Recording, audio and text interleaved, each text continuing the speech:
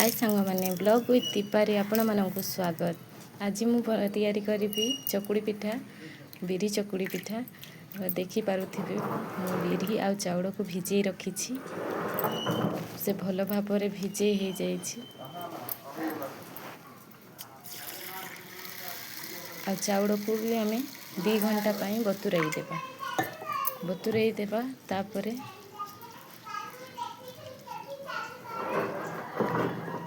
ताको 2 घंटा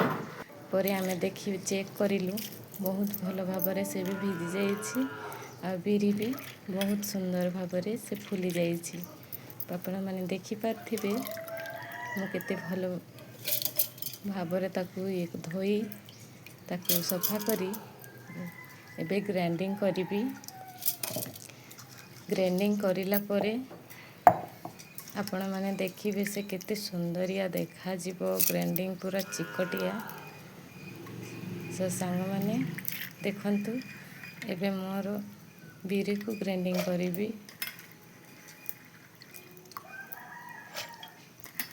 चाउल ग्राइंडिंग हैला परे मु बिरी को एबे ग्राइंडिंग करूची आ देखिए बिरी टिके पानी देकी ही ग्राइंडिंग करेंगे कारण बिरीटा ग्राइंड हो पारे से सो अल्प टिके पानी दे देइछि ता सहित लंका आउ रसुण मध्य देउछि स्वाद बढ़ेइबो बोली सो ग्राइंडिंग हैला परे देखंतु से केमिति सुंदर देखा जाउछि आउ ताकू चाउल जो मु बाटी थिली से चाउल रे मिक्स करदेबी कारण मु चकुड़ी करी से मिक्स को भल भाव ताकू घड़े घड़े मिक्स करी घड़ेला बेसी घड़ेले कौन हुए कि सेटा भलरे होता है पिठाटी सो देखी पार्थिबे स्वाद अनुसार लुण दे ताकू आउरी मु बारंबार घड़ेबी ताकू घांटी मु ताकू भल भाव मिक्स करदेबी देखी पार्थिबे केमिति से बहड़िया होइछि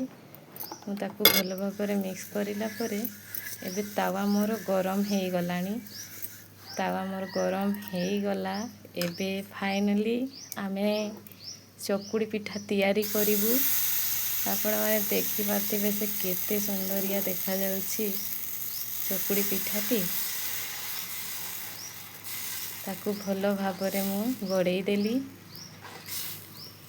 गोल रे ताकू देखुथिबे आपण केमिति सुंदर देखा जाउछि से पिठाटी तो ताकू से सब कर सारला परे ताकू भल भाव एबे ताकू पाल्टी करदेबी कारण गोटे साइडटा सिझिला परे आउ गोटे साइडटा भी सिझिबा दरकार तो देखि पार्थिबे से केते सुंदरिया देखा जाउछि। फाइनली मोर चकुड़ी पिठा रेडी खाइबा पाई पूरा प्रस्तुत हो सारी सो देखंतु सांग माने आपण चकुड़ी पिठा केमिति सहजरे तैयारी करि परिबे से भी सुंदर भाव अल्प तेल रे ए चकुड़ी पिठाटी होइछि। धन्यवाद।